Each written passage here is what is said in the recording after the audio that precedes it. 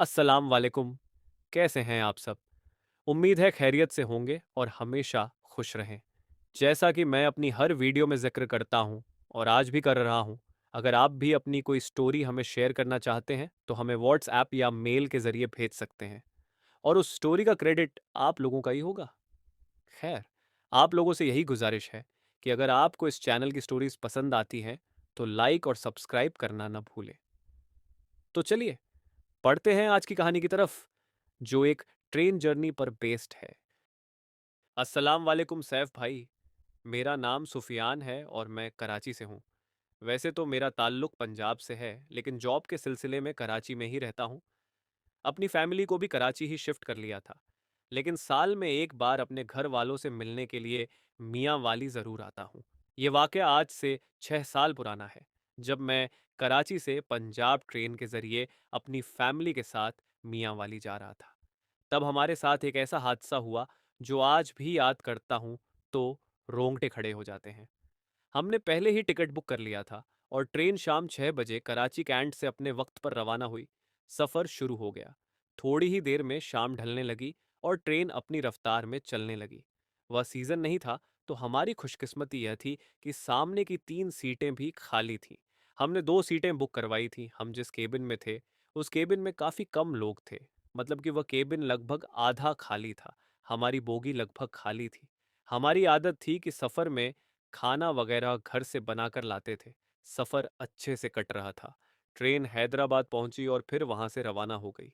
रास्ते में रोडी स्टेशन आया और यहीं से सफ़र ने एक अजीब मोड़ ले लिया। हमारी बोगी लगभग खाली थी। स्टेशन पर कुछ अजनबी मुसाफिर चढ़े, जो सिर्फ टिकट लेकर सीट्स की तलाश में इधर उधर घूम रहे थे। ये रात का वक्त था और ट्रेन के ज्यादातर मुसाफिर गहरी नींद में थे। स्टेशन का माहौल भी कुछ अजीब सा सन्नाटे भरा लग रहा था। मैं अपनी केबिन की आयल सीट पर बैठा था, जहां से मैं मेन डोर को साफ साफ देख सकता था। तभी मेरी नज़र एक फैमिली पर पड़ी जो धीरे धीरे अंदर आ रही थी। फैमिली में एक लड़की थी, जिसने काले रंग का अबाया पहना हुआ था, लेकिन उस लड़की के हाव भाव ने मेरी रूह को झंझोड़ दिया। उसके वालिद, वालिदा और बहन उसे सहारा देकर ला रहे थे, जैसे वह खुद चलने के लिए तैयार नहीं थी। उनकी चाल में अजीब सी घबराहट थी। ऐसा लग रहा था कि जैसे वो उसे किसी अनजाने खौफ से बचाने की कोशिश कर रहे हों। जब वो हमारे केबिन में पहुंचे, तो सामने वाली तीनों सीटें खाली थीं। उन्होंने बिना कुछ कहे वहां बैठने का फैसला किया। ट्रेन फिर से चल पड़ी। सब कुछ ठीक लग रहा था, लेकिन उस लड़की की हरकतें माहौल को असामान्य बना रही थीं। वह चुपचाप सिर झुकाए बैठी थी, लेकिन उसके हाथ बार बार कांप रहे थे। कभी कभी उसकी उंगलियां अचानक यूं खिंच जातीं, जैसे किसी ने जोर से पकड़ लिया हो। मैंने गौर किया कि उसके वालिद और वालिदा उसे बार बार समझा रहे थे, सब ठीक है, अल्लाह पर भरोसा रखो। लेकिन लड़की की आंखों से डर और बेचैनी साफ झलक रही थी। अचानक उसने अपने सिर को झटका दिया और अपने वालिद की तरफ गुस्से भरी नजरों से देखा। उसकी बहन ने जल्दी से उसका हाथ पकड़ लिया और उसे शांत करने की कोशिश की, लेकिन उस लम्हे कुछ ऐसा हुआ जिससे मेरे रोंगटे खड़े हो गए। लड़की ने धीमी मगर भयानक आवाज में कहा, यहां से मुझे मत ले जाओ, ये जगह मेरी है। उसकी आवाज किसी इंसान जैसी नहीं लग रही थी और उसका चेहरा अचानक ऐसा हो गया जैसे कोई दूसरा साया उस पर हावी हो गया हो। मेरे दिल की धड़कन तेज हो गई। ट्रेन की खिड़कियों से बाहर घने अंधेरे में कुछ अजीब सी परछाइयां लहराती नजर आ रही थीं। लड़की का चेहरा झुका हुआ था, लेकिन अचानक उसने अपनी आंखें ऊपर की। उसकी आंखें लाल चमक रही थीं और उसकी मुस्कुराहट इतनी भयानक थी कि मुझे ऐसा लगा जैसे मेरे पैरों के नीचे जमीन खिसक रही हो। ट्रेन की धीमी रफ्तार और उस लड़की का खौफनाक अंदाज, सब कुछ जैसे किसी डरावनी कहानी का हिस्सा बन चुका था। थोड़ी देर बाद ट्रेन का जनरेटर अचानक खराब हो गया। लाइट कभी आती तो कभी चली जाती। पूरे डिब्बे में अंधेरा छा गया था। गर्मियों के दिन थे और बिना पंखे के घुटन महसूस हो रही थी। खिड़कियां खोल रखी थीं, लेकिन बाहर से जो हवा आ रही थी, उसमें एक अजीब सी ठंडक और खौफ महसूस हो रहा था। बाहर का मंजर पूरी तरह वीरान और डरावना था। ट्रेन जब भी रुकती, ऐसा सन्नाटा छा जाता जैसे पूरी दुनिया थम गई हो। बाहर झींगुरों की आवाज़ें और किसी दूर से आने वाले कुत्तों के भौंकने की हल्की गूंज माहौल को और भी खौफनाक बना रही थी। मैं अपनी सीट पर बैठा खिड़की के बाहर देख रहा था। तभी मेरी नज़र उस लड़की पर गई जिसने काला अब्बाया पहन रखा था। अचानक मुझे ऐसा लगा जैसे उसके पीछे से कोई अजीब सी आवाज़ें आ रही हैं। वो आवाज़ शायद उस लड़की के गुर्राने की थी। वो लड़की शायद बहुत पहले से ही गुर्रा रही थी, मगर जब ट्रेन रुकी तब मैंने गौर किया। शुरुआत में वो आवाज़ें धीमी थीं, लेकिन कुछ ही पलों में वे तेज़ होने लगी। मेरी धड़कन तेज हो गई और मैंने महसूस किया कि मेरे हाथ पसीने से भीगने लगे हैं। तभी ट्रेन की लाइट झपक कर आई और जो मैंने देखा उसने मेरी रूह कंपा दी। वो नीचे बर्थ पर लेटी हुई थी और अजीब तरीके से तड़प रही थी, जैसे किसी ने उसे बांध रखा हो। उसकी हरकतें इंसानी नहीं लग रही थीं। उसके हाथ और पैर हवा में झटक रहे थे और उसका चेहरा पूरी तरह सफेद पड़ चुका था। उसकी माँ ने जल्दी से उसे ऊपर वाली बर्थ पर लेटने को कहा। जैसे ही वह ऊपर गई, अचानक वह जोर जोर से चीखने लगी। उसकी चीखें इतनी डरावनी थीं कि पूरे डिब्बे में खामोश पड़े मुसाफिर हड़बड़ा कर जाग गए। उसकी आवाज़ किसी इंसान जैसी नहीं थी, बल्कि ऐसा लग रहा था जैसे कई लोग एक साथ चीख रहे हों। मेरी वाइफ, जो अब तक शांत बैठी थी, डर के मारे मुझसे लिपट गई। वह कांप रही थी और उसकी आंखों में खौफ साफ झलक रहा था। मैंने दोबारा उस लड़की की तरफ देखा। अब वो बर्थ पर उल्टी पड़ी थी और उसका चेहरा मेरे तरफ था। उसकी आंखें पूरी तरह सफेद हो चुकी थीं और उसके होठों से एक अजीब सी फुसफुसाहट निकल रही थी। ऐसा लग रहा था जैसे वो किसी अनजान जुबान में कुछ बोल रही हो। ट्रेन की खिड़कियों से बाहर अंधेरा और भी गहरा हो चुका था। वो आवाजें और भी तेज हो गईं और उस लड़की की चीखें अब पूरी ट्रेन में गूंज रही थीं। ऐसा लग रहा था जैसे वो अकेली नहीं है, बल्कि उसके साथ कोई और भी है, कुछ ऐसा जिसे हम देख नहीं पा रहे थे। उसकी आंखें अजीब तरह से चमक रही थीं, जैसे उनमें कोई जिंदा आग जल रही हो। उसकी वालिदा ने जल्दी से उसका स्कार्फ उसके चेहरे पर डाल दिया, लेकिन उसकी आंखों के खौफनाक असर को छिपाना मुमकिन नहीं था। वो आंखें इतनी भयानक थीं कि ऐसा लग रहा था जैसे वो हम सबको घूरते हुए खा जाएगी। बहुत देर बाद वो लड़की अचानक शांत हो गई। पूरे डिब्बे में सन्नाटा छा गया। वो सन्नाटा भी इतना खौफनाक था, सैफ भाई, मैं आपको बता नहीं सकता। थोड़ी देर के बाद माहौल थोड़ा शांत हुआ तो मेरी वाइफ नीचे वाली सीट पर आ गई। उसने उस लड़की की माँ से बात करने की कोशिश की कि ये सब क्या है। उसने हिम्मत करके उनसे पूछा, मगर उन्होंने सिर्फ इतना बताया कि उसकी तबीयत ठीक नहीं है और हम उसे इलाज के लिए ले जा रहे हैं। इतना कहने के बाद उन्होंने कुछ और नहीं बताया। उनके जवाब से साफ पता चल रहा था कि वो इन सब के बारे में बात नहीं करना चाहते थे। मैं भी नीचे आकर अपनी मिडल वाली सीट खोलकर उस पर लेट गया। तभी एक सेल्समैन हमारी कोच में आया तो मैंने उससे पूछा, क्या हुआ, यहाँ इतनी देर से ट्रेन रुकी हुई है? उसने कहा, इंजन में कुछ खराबी है। इतना कहने के बाद उसने एक और घबराने वाली बात बताई कि ये इलाका ठीक नहीं है जहां हमारी ट्रेन रुकी हुई है। उसने कहा, आप अपने कोच के दरवाजे लॉक कर लीजिए, यही बेहतर होगा।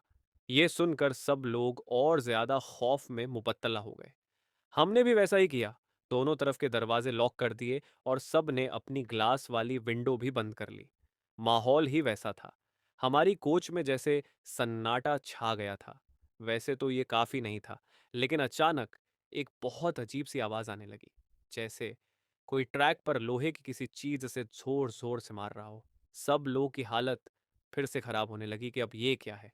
इतनी रात को और इतनी खौफनाक जगह पर वो आवाज। उफ उफ सैफ भाई, आपको शायद अंदाजा नहीं होगा। आवाजें इतनी तेज थीं कि ऐसा लग रहा था जैसे कोई ट्रेन को तोड़ने की कोशिश कर रहा हो। हर कोई अपनी सीट पर सहमा हुआ बैठा था। किसी की हिम्मत नहीं हो रही थी कि उठकर दरवाजा खोले और बाहर झांके। तभी एक मुसाफिर जो पीछे की केबिन में था, धीरे धीरे खिड़की के पास गया और बाहर झांक कर देखा। उसने घबराई हुई आवाज में कहा, नीचे कोई लड़की है, उसने अबाया पहना हुआ है। ये सुनकर हमारे होश उड़ गए, क्योंकि वो वही लड़की हो सकती थी जो कुछ देर पहले हमारे केबिन में थी। ये बात सुनते ही उस लड़की के वालिद के चेहरे का रंग उड़ गया। जब हमने उन्हें बताया कि उनकी बेटी अब बर्थ पर नहीं है, तो वो घबरा कर अपनी सीट से उठे। उनकी आवाज़ काँप रही थी। ये कैसे हो सकता है? वो यहीं थी। बाहर की आवाज़ें और भी डरावनी हो गईं और उन आवाज़ों के बीच एक भारी, खौफनाक चीख गूंजने लगी। वो आवाज़ और किसी की नहीं बल्कि उसी लड़की की थी। मैं तुम्हें नहीं छोड़ूंगी। तुम मुझे इलाज के बहाने कहाँ ले जा रहे हो? मैं सबको बर्बाद कर दूंगी। उसकी आवाज अब किसी मर्द जैसी भारी हो चुकी थी। उसकी चीखें डिब्बे की दीवारों को जैसे हिला रही थीं। माहौल इतना खौफनाक हो गया था कि हर कोई अपनी सांसें रोक कर बैठा था। बाहर अंधेरे में जो कुछ हो रहा था उसे देखने की किसी की हिम्मत नहीं हो रही थी। तभी अचानक खिड़कियों पर जोर जोर से खटखटाने की आवाज आने लगी। ऐसा लग रहा था जैसे कोई बाहर से अंदर आने की कोशिश कर रहा हो। खिड़कियों के शीशों पर धूल और पानी की लकीरें दिख रही थीं। उनमें से अचानक एक परछाई उभरने लगी। वो परछाई धीरे धीरे और साफ होने लगी। ये वही लड़की थी। उसकी लाल चमकती आंखें खिड़की से अंदर झांक रही थीं। उसने अपने लंबे नाखूनों से खिड़की पर जोर से खरोंच मारी और खिड़की के शीशे पर खून की लकीरें बन गईं। डिब्बे में बैठे लोग चीखने लगे, लेकिन कोई भी दरवाजा खोलने या बाहर जाने की हिम्मत नहीं जुटा पा रहा था। उसके वालिद बेबस होकर आयतें पढ़ने लगे, लेकिन बाहर की आवाजें थमने का नाम ही नहीं ले रही थीं। ट्रेन के ड्राइवर ने इंजन स्टार्ट करने की कोशिश की, लेकिन गाड़ी का इंजन बार बार बंद हो रहा था। ऐसा लग रहा था जैसे ट्रेन किसी जादू के शिकंजे में फंस गई हो। बाहर की चीखें और जोरदार खटखटाहट अब और भी बढ़ गई थीं। उस भयानक सन्नाटे में हर किसी के दिल में एक ही सवाल था, ये क्या हो रहा है और अब क्या होने वाला है? उस लड़की के वालिद अपनी सीट से उठकर बाहर की तरफ रवाना हुए ताकि वो अपनी लड़की को किसी तरह अंदर ले आ सके। तभी पास के और भी मुसाफिर उनके साथ ट्रेन से नीचे उतरे ताकि वे उनकी मदद कर सकें। वो लड़की अब काफी अलग लगने लगी थी। जब उसने और लोगों को देखा तो शायद वो खौफनाक साया उस लड़की को छोड़ चुका था। लड़की अब शांत हो गई थी, जैसे कुछ भी हुआ ही ना हो। उसकी माँ ने उसे फिर से बर्थ पर बैठा दिया और पूरा माहौल थोड़ी देर के लिए शांत हो गया। हम सभी को समझ में नहीं आ रहा था कि ये सब क्या था। उसके वालिद किसी तरह उसे वापस ट्रेन में लेकर आए, लेकिन वह अब फिर से बेकाबू होकर चिल्ला रही थी और उसकी आवाज़ें बेहद डरावनी थीं। उसकी चीखें मानो किसी और दुनिया से आ रही थीं। उसके शब्दों में गुस्सा और बर्बादी का पैगाम था, जैसे वह किसी को खत्म करने के लिए पूरी तरह तैयार हो। उसकी आंखें, जो पहले डरावनी लग रही थीं, अब और भी अधिक चमकने लगी थीं और उसकी हरकतें और भी अजीब हो गई थीं। हमने फौरन अपनी सीटें बदल लीं और जैसे ही हम उठे, हमें ऐसा महसूस हुआ जैसे कोई हमारी नज़रें गड़ाए हुए है। उस लड़की की रुलाई और चीखें हमें पीछा कर रही थीं। मैंने खिड़की से बाहर देखा और अचानक मेरी नज़र एक साए पर पड़ी। एक लंबा, काला साया ट्रेन के साथ साथ चल रहा था, जैसे वह हमारी बोगी के साथ जुड़ा हुआ हो। ये साया इतना अजीब था कि उसकी परछाई भी हवा में झूल रही थी। वह कभी बोगी के एक छोर पर दिखाई देता तो कभी दूसरे छोर पर, जैसे वह पूरे ट्रेन को घेरने की कोशिश कर रहा हो। हमने जितनी जल्दी हो सके अपनी सीट बदल ली, लेकिन वह साया हमारे आसपास था। उसकी मौजूदगी का एहसास जैसे हर पल बढ़ता जा रहा था। कुछ देर बाद जब ट्रेन फिर से चल पड़ी, अचानक पूरी बोगी में सन्नाटा छा गया। ट्रेन की खिड़कियों से बाहर का अंधेरा और भी घना हो गया था। रात का वक्त था और हर किसी की धड़कन तेज हो गई थी। अचानक ट्रेन के सारे लाइट्स एक बार फिर से झपकने लगे। कुछ सेकंड के लिए पूरी बोगी अंधेरे में डूब गई। फिर जैसे ही लाइट आई, हम सबने देखा वह लड़की हमारी सीट के पास खड़ी थी। उसका चेहरा पूरी तरह सफेद था और उसकी आंखें पूरी तरह से सफेद हो गई थीं। उसकी उंगलियों से खून की लकीरें टपक रही थीं और वह बिना किसी शब्द के बस हमें घूर रही थी। उसकी आंखों में एक खौफनाक चमक थी, जैसे वह हम सबको अपने कब्जे में लेना चाहती हो। मैंने एक पल के लिए उसकी तरफ देखा और वह अचानक हंस पड़ी। अब तुम सब मेरी दुनिया का हिस्सा हो। ये शब्द मेरे कानों में गूंजने लगे। मैं कांपते हुए उठ खड़ा हुआ, लेकिन ट्रेन में किसी ने मेरी मदद नहीं की। हम सब जैसे उस अजनबी, खौफनाक दुनिया में फंसे हुए थे। उस दिन के बाद जब भी इस वाक़े को याद करता हूँ तो डर से कंपकंपी छूट जाती है। उस लड़की की चीखों और उसकी आंखों की भयावह चमक की यादें हमेशा मेरे साथ रहती हैं। ये घटना मुझे हमेशा याद रहेगी, जैसे एक खौफनाक सपना जो कभी खत्म नहीं होता। तो बहुत-बहुत शुक्रिया आपका, आपने अपनी स्टोरी हमें शेयर की। उम्मीद है आप लोगों को भी अच्छी लगी होगी। तो मिलते हैं अगली कहानी में। तब तक के लिए अल्लाह हाफ़िज़।